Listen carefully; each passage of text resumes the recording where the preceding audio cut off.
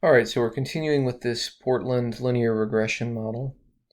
We've already done several things with this, and now I want to finish these two parts of the question. We've done part A already in the last video where we predicted the population in 2017, and we noted that that was an extrapolation because 2017 is beyond the last point in our data set. Okay, so that's perhaps a little risky. Now in part B, we look at the actual value of the population in 2017, and it actually was 647.8 thousand. So our actual value was larger than the predicted value.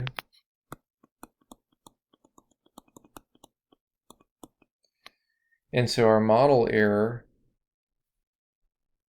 is going to be positive. The model is under predicting here. So our model error will be the actual value of 607.48 minus the value of the function in 2017. So that would be y1 of 2017. Now we already found that, but I just wanted to show you. So 647.8 minus, this is assuming that we hadn't actually found that number yet, we could just do it like this.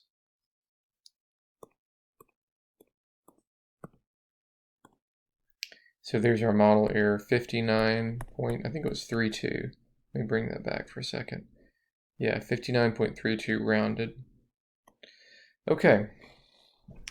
What about the percent error? The percent error, and the percent error for this is for 2017. It's always keyed to a particular input, and that's going to be the model error divided by the actual value at 2017 times 100. If you can't read that, let me show you the next slide where I have this it's a bit easier to see here. So there it is. That's the model error in the numerator divided by the actual value. And then we multiply all that by 100 and we get 9.2%. And that would be our percent error. Okay. Part C. In what year did the population of Portland reach 500,000? Note that this is an interpolation, and so it's a bit safer of a thing to do. I know it's an interpolation because if I go to my data set, in 2010 we're already at 583, so we've definitely crossed 500 in here somewhere. Okay, so that means we're on relatively safe statistical ground in doing this computation. This is going to be a calc-intersect question though. And keep in mind also that this is from census data, so we're assuming that we start in July of 1960, I guess, and we'll round with that in mind. Okay, so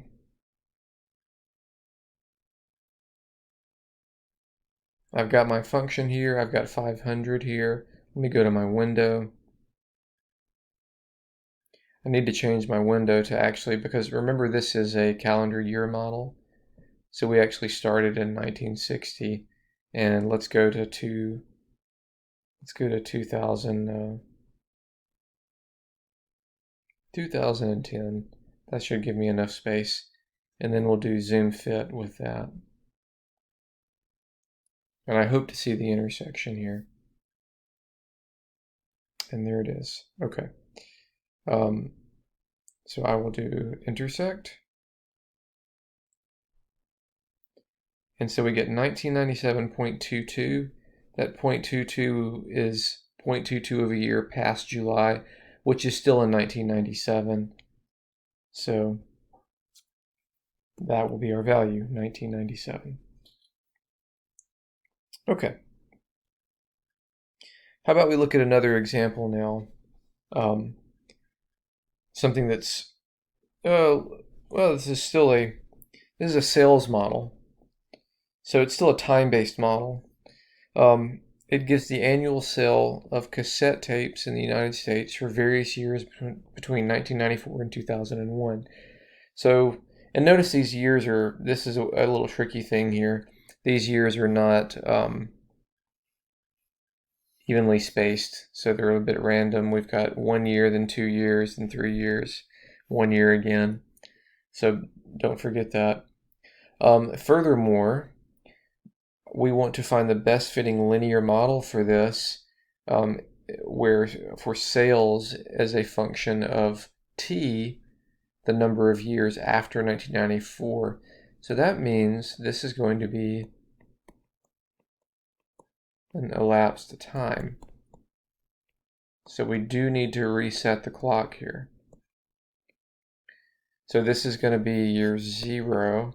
This will be year 1.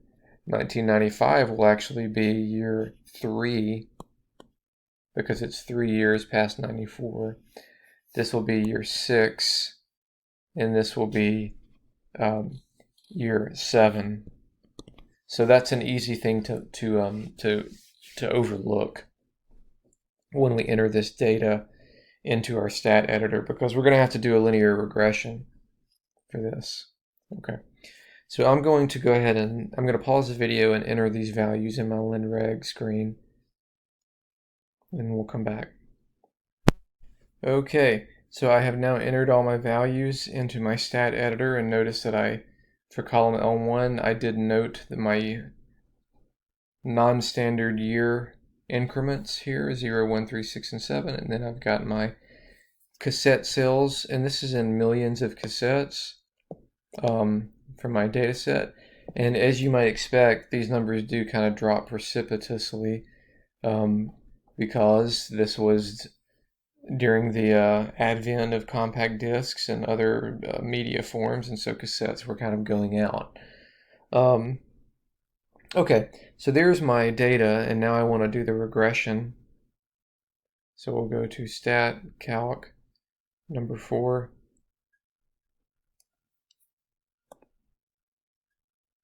L1, L2, save the function as y1. Okay, so there's our function. Negative 41.345x plus 322.89. What about the average error? Well, if you recall, if we do the resid method, which is that nice quick method, I can directly go, at this point, I can just go to stat. Oops, I'm sorry. Not stat, we need to go to list. So we go to list, sum, then list again, number 7, square, close parentheses, hit enter, and that's my residual is 1410.23, let's say.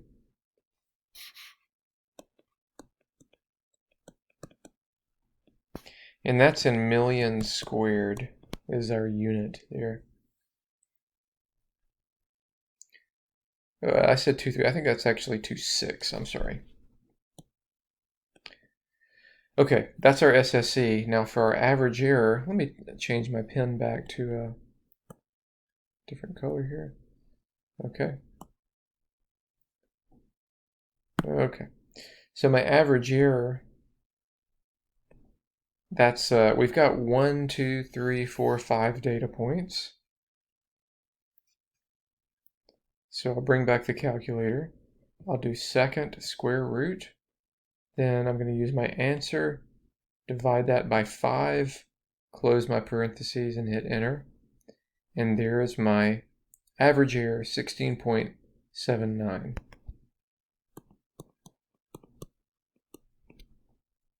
And that's in millions.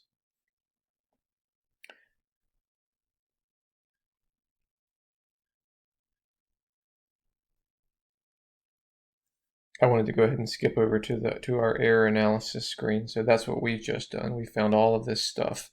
We didn't do it this way though. We did it the shortcut way, and we did resid. But notice that we got the same values. Okay. All right, so let me go back to the question. What about the correlation coefficient? So remember, to find that, we can go to VAR's statistics equation and then select number 7. And that's it. It's a negative. No, this is a negative correlation coefficient, and it's negative 0.9891 rounded to 4 decimal places.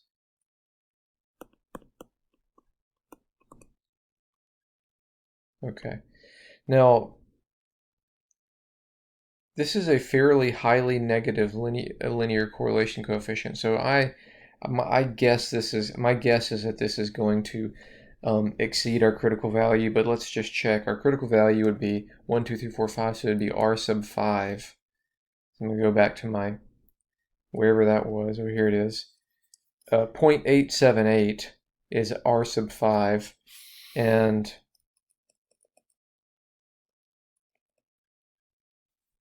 the absolute value of this is certainly larger than 0.878. So what conclusion can be drawn is that we can be 95% confident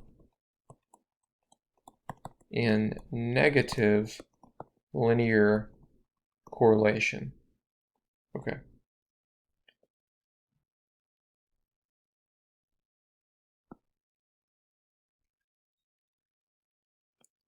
So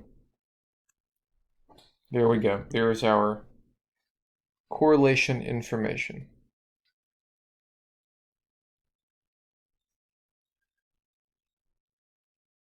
Now, the last question, I forgot to actually state it. There it is. Just asking you in practical terms, what does the slope of the linear model mean? So our slope, if you've forgotten what it was, this is a linear function. So its slope is negative 41. And so that means negative 41 million per year. So we are dropping negative 41 million cassette sales per year. Okay. All right, so that's a bit more about linear regression. Another example where we do linear regression, find the SSE, the average error, the correlation coefficient, and then use our model a bit. So let's make a few predictions with this model. Remember, this is a elapsed time model. So for number 1, if I want to find cassette sales in 1996, that's a vars y vars question.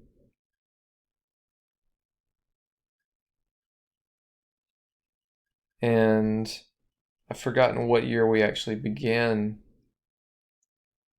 I guess I could have looked at the data. It's 94, so we started in 94. So that's vars y vars of 2. We could have done 1996 minus 1994, but I feel fairly confident in subtracting those two numbers. So that's 240.2 million.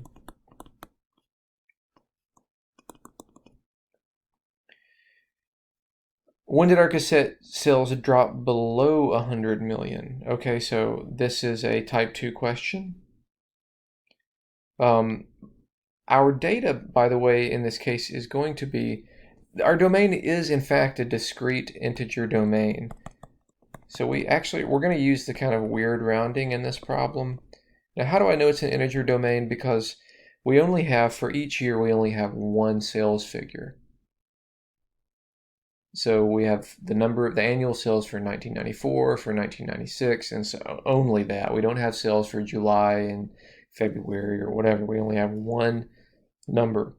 So that means if I have any integer or any portion of a year, I'm going to count that as the whole year. Okay. So when I have that scenario, it's almost easier to use the table to answer questions. So I'm going to do that.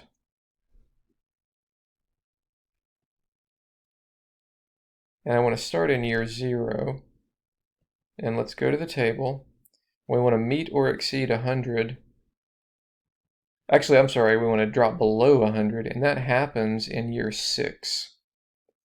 So in year 6, which in 1994, that would put us in year 2000.